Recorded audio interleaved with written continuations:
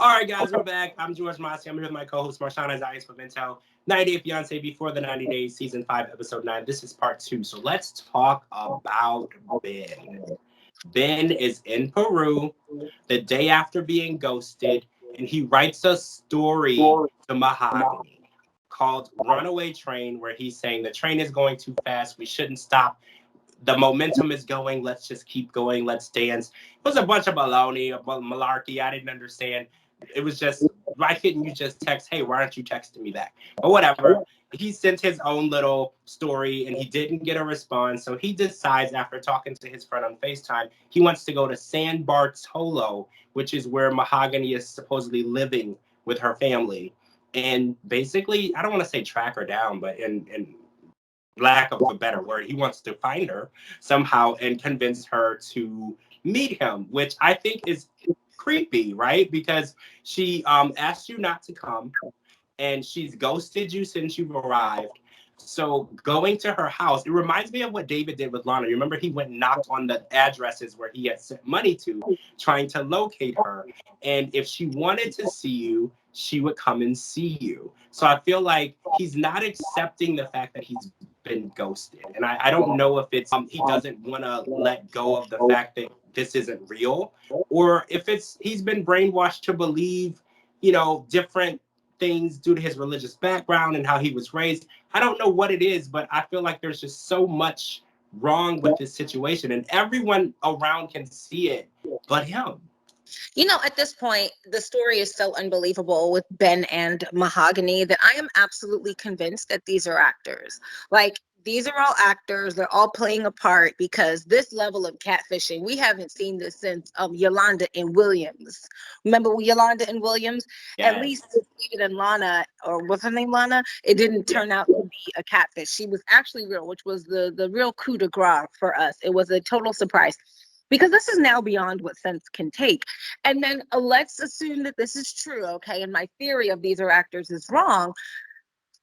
I mean, make it make sense. Like, he's like, I feel like God is in this. I hate when people do that. I hate when people put like God in situations where he is not there. Like, God is not here. Just say that this is what you want and what you want to believe. Leave God's name out of it, because there is no way, if the God, whoever he believes in, would allow any one of his children to look this stupid on this scale on purpose. Let's not put God in places where he doesn't belong, okay? You're just being absolutely ridiculous at this point. The writing is on the wall. I need you to read it.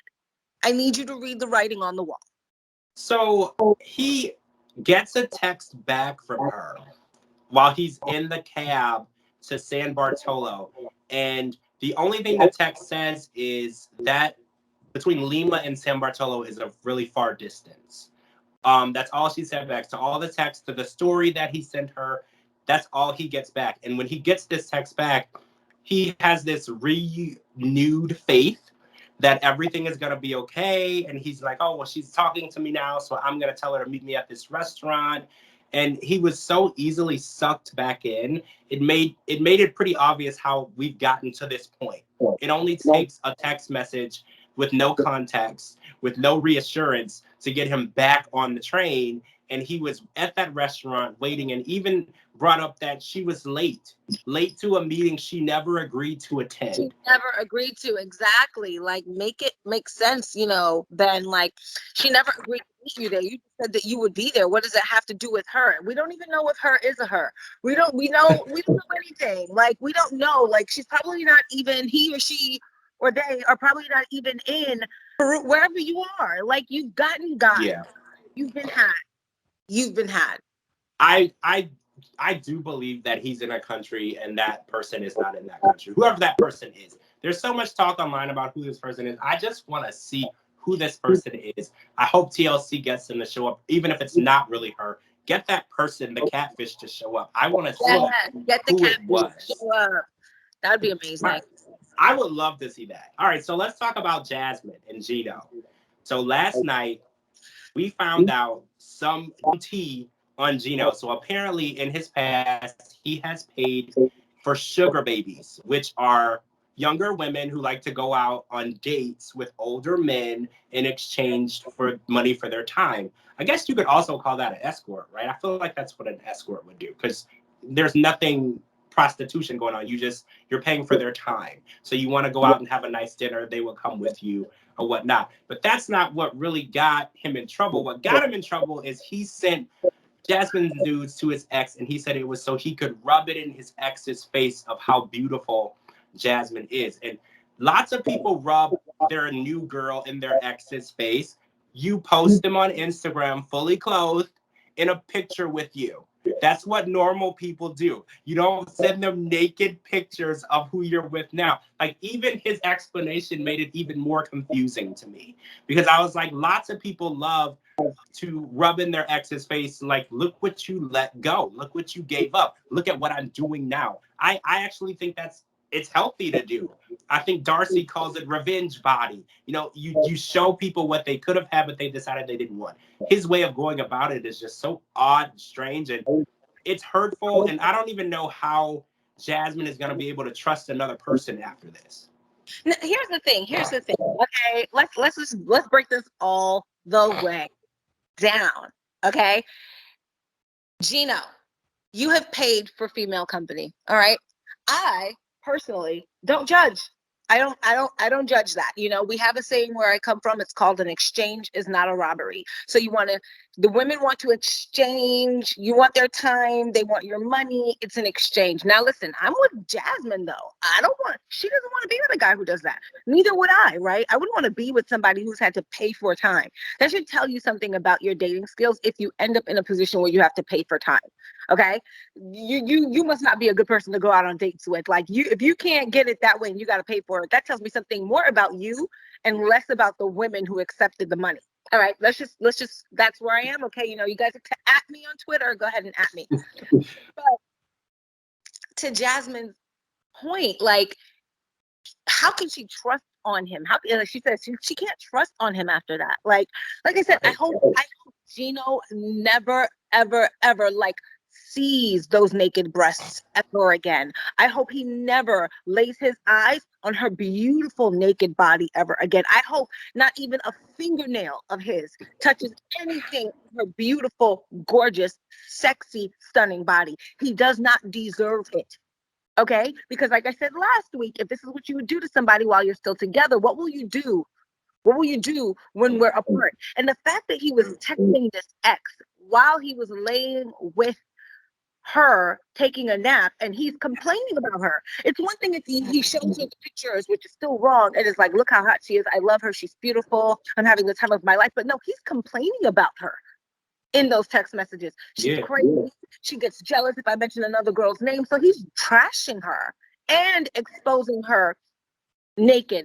You know, I'm here for it because remember I said last week I want Jasmine to rain down hellfire on Gino. I do. I want it to happen so bad. I'm on her team. I want to actually go help her rain down the hellfire on Gino. And when we see her in the previews for the next 2 weeks, snatch those ugly, disgusting caps off of his head and say, I will take that off of your head. Those are nudes. Yes, take it off of his head. Expose him and expose his vulnerability, you know, that he's not prepared for, that he didn't consent to. Yeah, go ahead, snatch that. Now listen, what is going on at the back of your head, Gino? Because we were like, my husband and I played it back and we were like freeze framing, like every step along the way. Like, is that hair? It was. I don't know, because normally you shave your whole head. So yeah, it was an interesting hairstyle choice because there was a decent amount of hair in the back and nothing at the top or on the side. So I don't know. And he wouldn't have to wear a hat at all if he would just shave the back. You wouldn't have to wear the hat at all. Or like, are you growing that hair to harvest it for a hair transplant? Like, what is happening here? Like, let it go. Get those hats off. Like, Jasmine, if I could have reached through the television and high-fived her like, yes, sis, getting that, you know, revenge is a dish best served cold. Okay? You know, and I hate to be this petty person, but what he did was wrong on so many levels. No. He deserves everything. Unforgivable. It's unforgivable. It's betrayal. And she was nothing but loyal to him. I do feel like her friends overstepped their boundaries with that stripper, but she apologized right away. She immediately felt bad for what she did. She showed remorse. And I felt like Gino didn't show a lot of remorse. At first he lied about it completely. He said, I didn't do that. And then when she said, look, I know you did it, be honest, he didn't show enough remorse for me. I felt like he's like, well, yeah, I did it, but I was just rubbing it in. I was like, you're not taking into consideration her feelings and the fact that you betrayed her trust. Trust is like the most important thing in a relationship. And now that, like she said, I can't trust you ever again. There's nothing that you can ever do or say to make this situation better. Let this be a lesson to all the women out there. Never, ever, ever, ever, ever, ever lower your standards for a guy. If you don't like him, don't let him talk to you, convince you, wear you down, DM you, good morning, beautiful, good morning, beautiful, good morning, beautiful, and wear you down. Because you know what? You'll sit there, take your good body, your good energy, your good mind with these men, and then that same man will diss you and play you as if he was worthy of you to begin with. And it's like, bro, you was never worthy of Jasmine. Do you realize that she extended and bestowed upon you grace and mercy to even be with you in that way? So wait, in your mind, do you think that you earned her fair and square? Like, because you're like, what, that beautiful, that hot, that entertaining, that funny? No, you're not. She lowered her standards to get a guy like you, because let me tell you something, Jasmine could get way better, with a lot more money, with a lot more looks, with a lot more charm, with a lot more swag. She lowered her standards for you, and this is the things that she gets. Yo, Jasmine, call me, VM me. I got ways and means. We could. We are Team Jasmine here, and Jasmine, again, we love you, we support you. What was done to you is wrong, and I hope that you're able to cope with the pain and the heartache that you're going through, because no one ever can really get over the effects of being betrayed.